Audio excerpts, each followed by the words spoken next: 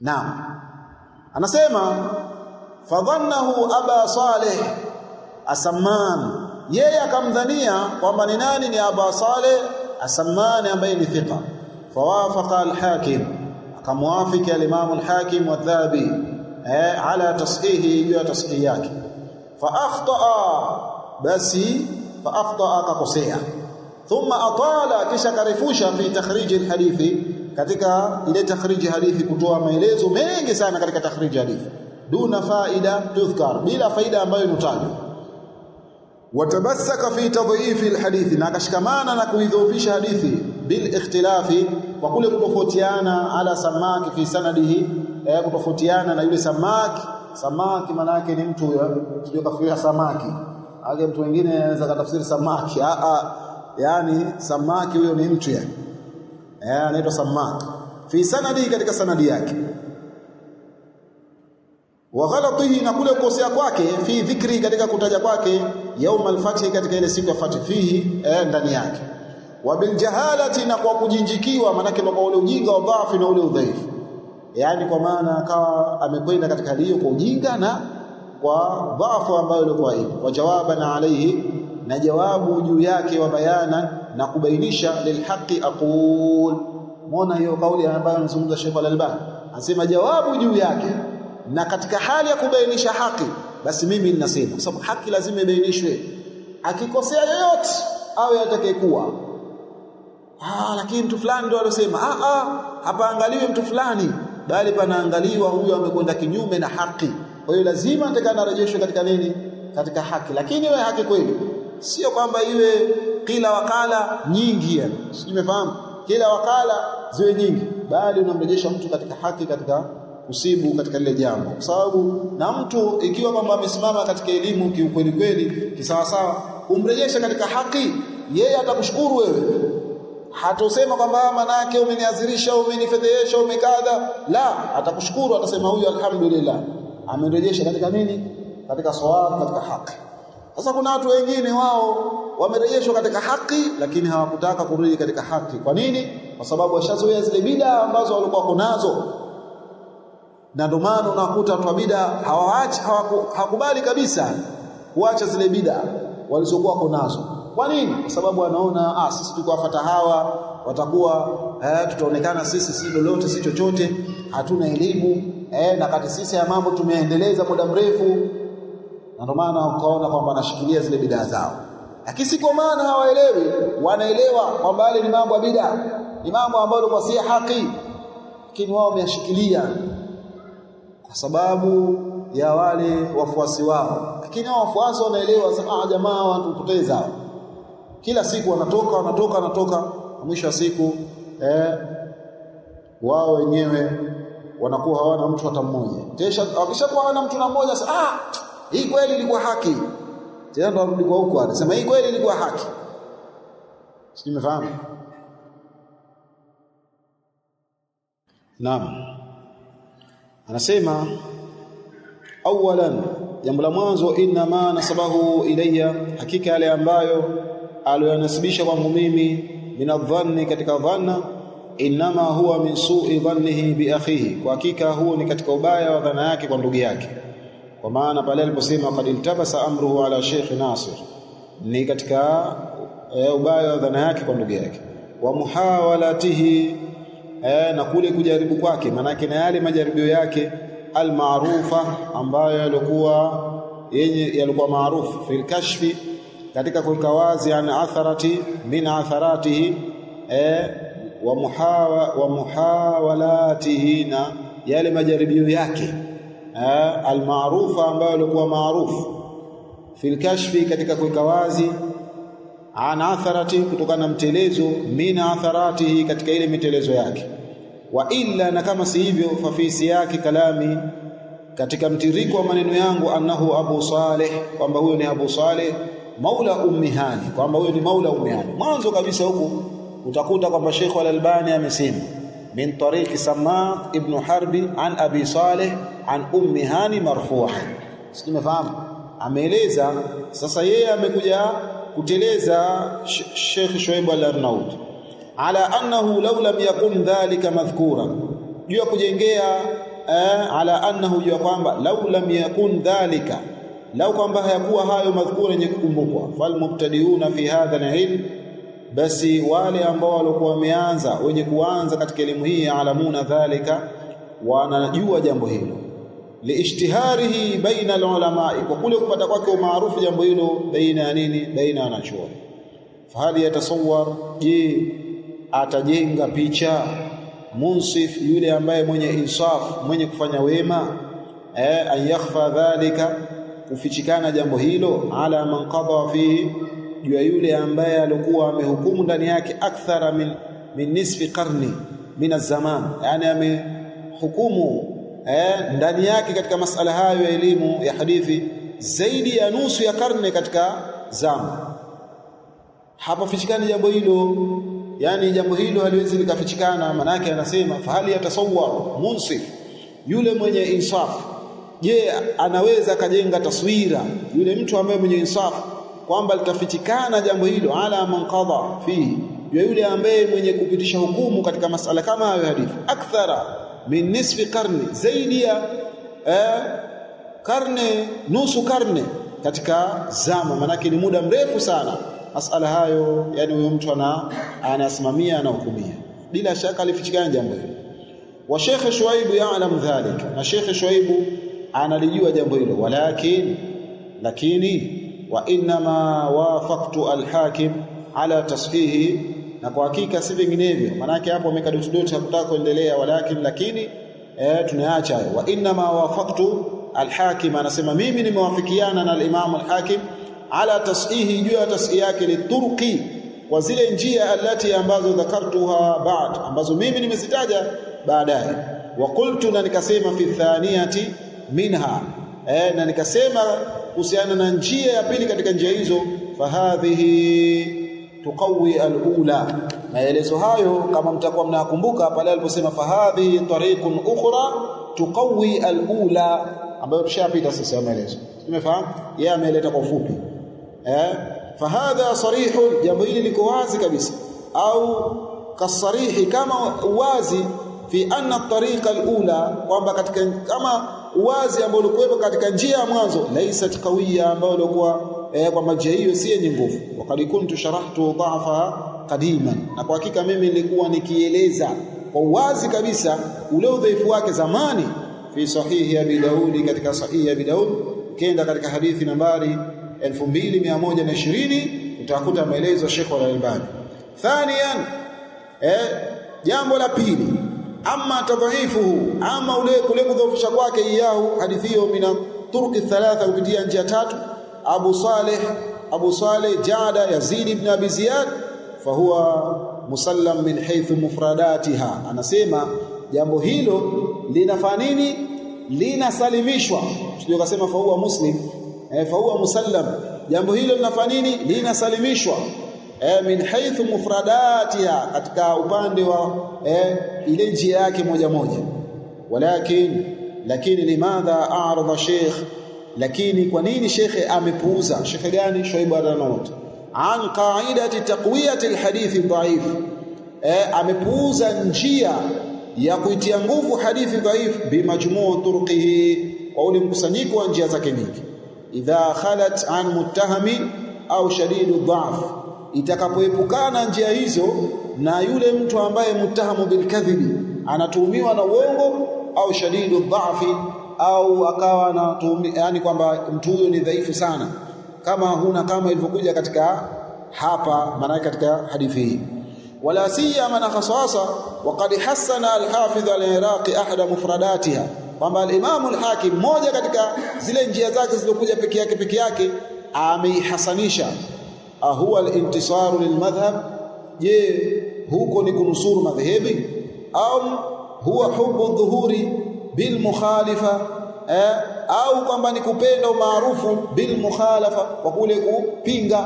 Manake kuna watu wao wanapinga ili waonekane maarufu. Mtu fulani bana amemradi mtu fulani, hayapo hapo, yapo. Simefahamu kwamba mtu anawezekana kamradi mtu fulani, au akapatikana mtu ambaye kama maarufu akesha kamradi mtu fulani, jamaa amemradi huyu jamaa ndo kidume ya kweli kweli yani. Kumbe lengo lake apate nini? Apate umaarufu. Na baadhi ya watu wasoma kwa ajili ya jambo hilo la kupata umaarufu. Sijui umefahamu? Sasa jambo ambalo lilikuwa sila sawa. Na hayo hakuna anayojua isipokuwa Allah subhanahu wa ta'ala. Ndio maana watu wakifika siku ya kiyama wengine watakwenda kukataliwa matendo yao kwa sababu hawakufanya kwa ajili ya Allah subhanahu wa ta'ala. Yaani mtu anatakana kwamba afanye kwa ajili ya Allah. Kila unachokifanya kifanye kwa ajili ya Allah. Kisha muachie Allah. Naam, asema likaila yushawu anhu ma yaqulu ba'dhu arifihi, ili manake pasienee kutoka kwake yale ambayo anasema ma yaqulu ba'dhu arifi, baadhi ya wale watambuzi wake. Wayadullu alayhi aktharu ta'liqati, na inajulisha juu yake wingi wa ta'liqati zake. Inna akthara ahkamihi, kwamba nyingi za hukumu zake yastaqiha min kutubi al-Albani, anazichota hizo. Yastaqiha, anazichota kutoka katika vitabu vya Sheikh al-Albani. Yani hilo liko wazi, yani anasema Sheikh al-Albani, yani inajulisha jambo hilo kwamba nyingi za hukumu zake nani? Sheikh Shuaib al-Arnaut. Yani anazichota min kutubi al-Albani, anachota kutoka katika vitabu vya Sheikh al-Albani. Lakini sasa mpaka usome ndio utajua kwamba hii hukumu ameitoa kutoka katika vitabu vya Sheikh al-Albani. Kwa sababu kusahihisha hadithi, kudhoofisha hadithi ni kazi ngumu sana. Si mfahamu? Ni kazi ambayo inahitaji upate utulivu. Ndio maana sisi tunahimizana watu wasome, akisha kusoma vile vile muombe Allah atufanyie pesi katika yale mazito ambayo yanakuwa yanakula muda. Si tumefahamu? Yani mtu ambaye anaitumikia elimu, yeye inatakana muda wake wote awe katika masala ya elimu. Sarani Allah wa iyyakum. Yani awe anaitumikia elimu, muda wake wote awe anaitumikia elimu. Na ndio maana ukakuta hawa wanachuoni muda wao mwingi sana.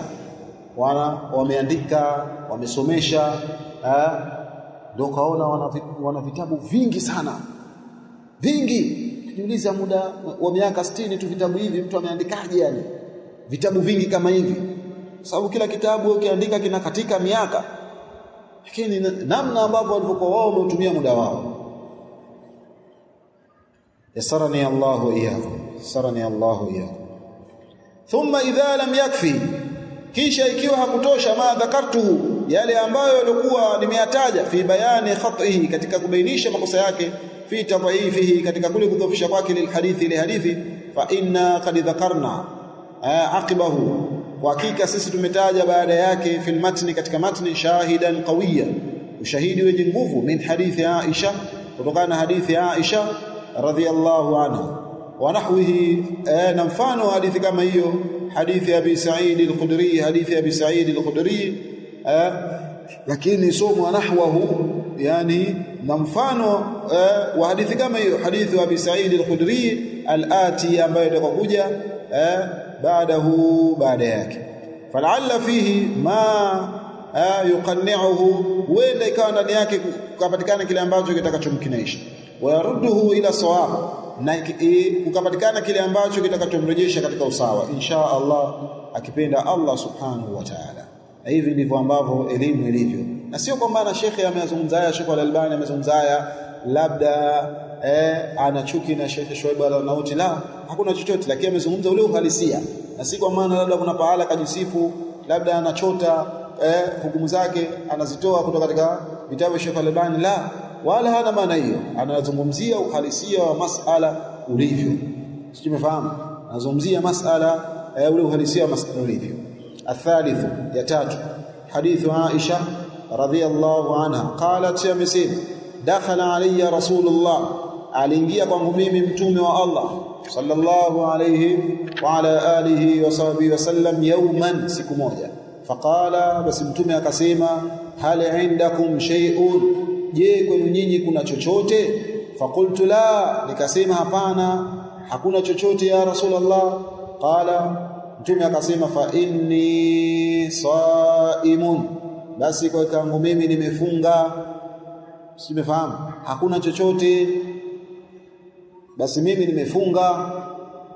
Thumma marra bi ba'da dhalika, kisha akapita kwangu mimi baada hapo, al-yawm, yani siku ile ile akapita, waqad uhdiya ilayya haisun, na kwa hakika nimeletewa mimi zawadi ya haisun. Haisun, nakumbuka mkate huo au msao, natengenezwa kwa maziwa mgando na nini, samli na nini kingine na tende, umefahamu? Yatengenezwa unakuwa mkate mzuri kabisa ambao unakuwa na afya. Kwa hiyo ameletewa nani? Aisha zawadi hiyo, ima na jirani au na katika watu wake karibu. Fakhabbatu lahu minhu, basi mimi nikamwekea yeye. Khabbatu manake nikauficha, nikaustiri ule, lahu kwa ajili yake, minhu katika sehemu hiyo ya huo mkate. Wakana yuhibbu alhaisa, na mtume alikuwa akipenda hais. Mtume alikuwa anapenda vyakula vya afya, simefahamu? Alikuwa akipenda nini? Hais, na mkate huo ni wa afya. Kwa hiyo mtume anatujulisha kwamba vitu vya afya na sisi tunataka tuvipende, tuwe ni wenye kuvitumia sana. Na hivi vitu mtu akiwa na kaida ya kuvitumia, akesha vile vile ukawa unafanya mazoezi, basi wewe uhitaji sijui upate dawa za nguvu za kiume sijui nini, yani wewe unakuwa vizuri kabisa. Yani kwa wewe una concept, ukishakumaliza tendo la ndoa, kwa wale walio katika ndoa, sijafahamu, tafuta vyakula vya kurejesha siha yako ya afya, kula vyakula vya afya, tafuta tende kula, tafuta korosho kula, umepata maziwa kunywa, sijui umepata hichi cha afya kunywa, akishapata mazoezi yani, basi wewe zote utakuwa vizuri, kwa sababu tayari afya yako unaienzi na unaitunza. Lakini leo kama mtu anafanya tendo la ndoa, huku kaenda afanya tendo la ndoa, kule kafanya tendo la ndoa, kule kafanya tendo la ndoa, kule kafanya tendo la ndoa, wanawake wanne mathalan au watatu au wawili. Sasa mwisho wa siku anafanya, kisani kinakuwa empty. Sisi tumefahamu empty maana yake hamna kitu. Sasa ikiwa hamna kitu, sasa mtu anaanza kusingizia, mimi naona kama sio bure, huyu mke wa nne huyu ndoka sijui kaja ndogo huyu, anataka zaka wasifaidi. La, sio hivyo, bali huyu mtu hakujizingatia yeye afya yake, hakujizingatia ule urejeshaji, sababu wewe ule ufanyaji wako wa tendo la ndoa, maana yake kuna vitu unakuwa unavitoa ukifanya tendo la ndoa. Sasa vitu vile havirejeshwi tu kwa mkate wa boflo na chai ya mkandaa. Mkate wa boflo si unajua? Sasa hebu tulizane, ndani ya mkate wa boflo mna nini hasa cha kurejesha lita ya damu yani ambayo wewe ushaitoa? Inarejesha lita ya damu? Madaktari tunao watatuambia kwamba inarejesha lita ya damu, hairejeshi. Yani wengine wao wanakula kwa kuondosha njaa, sawa, wamekula kuondosha njaa, lakini na afya ambayo ulikuwa tayari yani kwamba kuna mapungufu, inaonyesha kwamba wewe unatakana urejeshe. Sasa ukirejesha ile na ukapata supu zile za pwani, na sasa hivi maana kuna samaki wa pedu, kinua samaki pia makini, tushaeleza hayo. Sawa, pedu we kama samaki wapo sawa, wale kutoka baharini, wale hawajatoa madawa, si kwa maana wale pedu hatoki baharini, wale wengine wanatoa madawa. Mwisho wa siku wavuvi watakuwa wende kuvua samaki, wanaletwa kwenye maboksi, wanauzwa kilo sijui bei gani, na mtu kama hivyo wananunua, na wao unakuta pale sasa unakatiwa vipande. Wewe unaona kula masamaki ya maana, lakini kumbe kuna madawa mengi yashatiwa. Lakini ukimsikia mvuvi anapita na kipomporipo chake, basi huyo ndo mtindo muhimu. Sasa sio unafagilia wavuvi hapo, tuwafagilia. Nazungumzia uhalisia wa hivyo vyakula. Mtume alikuwa akipenda nini? Hais, kwa sababu chakula cha afya. Qalat, akasema Aisha, ya Rasulullah, mjumbe wa Allah, innahu uhdiya lana haisun, kwa hakika tumeletewa sisi zawadi ya nini? Ya hais, na sio sadaka, kwa sababu mtume hali sadaka. Mmeletewa zawadi, fa khabbatu laka minhu, basi mimi nikakustiria wewe, manake nikakuwekea kwa ajili yako, minhu, katika hiyo sehemu ya mkate wa hais nikakuwekea mimi. Qala, mtume akasema, adnihi, hebu nikurudishie, niletee. Amma inni qad asbahtu, kwa hakika mimi nilikuwa nimepambazuka, wa ana saim, na alikuwa mimi nimefanya nini? Nimefunga. Fa akala minhu, basi mtume akafanya nini? Akala. Ndio ile hadithi ambayo inasema mwenye kufunga funga sunna ni amiru wa nafsi yake. Manake akitaka ataendelea na funga yake, asipotaka atafanya atafungua. Na tulisema si kwa maana labda mpaka walikwe, la, bali wewe mwenyewe ukiona tu acha leo niache, simefahamu, au ulifanya tendo la ndoa akesha ukaamka wewe umefunga, lakini baada ya kukaa kusema kumbe atadaku sijala mimi, acha mfungue, simefahamu, ukafungua, basi unaruhusiwa kufungua. Simeelewa? Hayo ni masuala ambayo kwamba mtu vile vile unatakana uyazingatie katika afya yako, na ndio Uislamu unaelekeza hivyo. Thumma qala, kisha akasema, inma mathalu sawmi tatawwu'i mithlu ar-rajul, asema kwa hakika mfano wa funga al-mutatawwi', ya yule mwenye kufunga funga ya sunna, anasema mathalu ar-rajuli, mfano wa mtu, anasema inma mathalu sawmi al-mutatawwi', kwa hakika mfano wa funga ya mtu mwenye kufunga funga ya sunna, mathalu ar-rajuli, ni mfano wa mtu yukhriju min malihi sadaqa, anatoa katika mali yake sadaka, fa inshaa amdaha, akitaka ile ataipitisha ataipeleka, wa inshaa habasa, na akitaka atafanya nini, ataizuia, kwa sababu ana khiari kwamba ametoa katika mali yake sadaka, anataka kuipeleka sehemu fulani, lakini katikati akahairisha, simefahamu, basi ana khiari hiyo, labda kuna sababu ambayo ilikuwa impelekea, sema kwamba ameshanuia kwamba kutoa ile sadaka, anataka kwenda kutoa, lakini akakumbuka kumbe mimi nadaiwa ada ya mwalimu wa madrasa, sijamlipa kuhusiana na mwanangu fulani, na sina pesa isipokuwa hii, simefahamu. Kwa hiyo akaipindisha ile, akasema sipeleki, kunaipeleka huko. Umeelewa? Hamjaelewa? Hiyo ni mifano, tuna kila mmoja na hali tofauti tofauti zinafikia, lakini si kwa maana mtume anazuia kwamba sio sadaka. Sadaka ni jambo muhimu sana, na mtu anatakana kwamba atoe sadaka kwa wingi kwa mujibu wa uwezo wake na yale ambayo Allah alikuwa amemwafikisha. Akhrajahu an-Nasa'i, hadithi amesimulia al-Imam Nasa'i bi isnadin sahih, kwa sanad iliyo sahih, kama huwa mubayyan, kama ilivyokushabainishwa fi irwai, katika irwai al-Ghalil. Na vitabu vya Sheikh Al-Albani muhimu, yani talibul ilmi awe anaitimam navyo kuvitafuta. Mfahamu Sheikh Al-Albani au maulama ambao walikuja mwisho hawa, Sheikh Al-Albani, Shuaib Ar-Naud, Sheikh Muqbil, Ibn Bazi, Ibn Uthaymeen na wanachuoni wengine, hususan tunazungumzia katika wanachuoni ambao walikuwa wao wametakhasus, Ahmad Shakir katika walotakhasus katika fani hadithi, simefahamu, vitabu vyao ni muhimu sana, na wengineo hao katika maulama ambao wa zama hizi.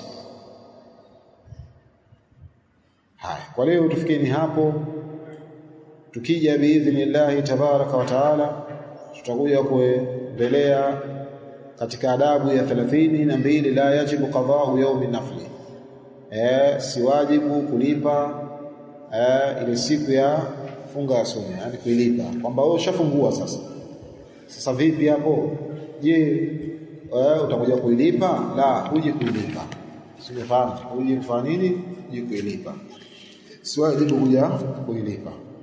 Fikeni hapo, tutakuja kuongea hapo biidhnillah tabaraka wa taala. Wallahu a'lam.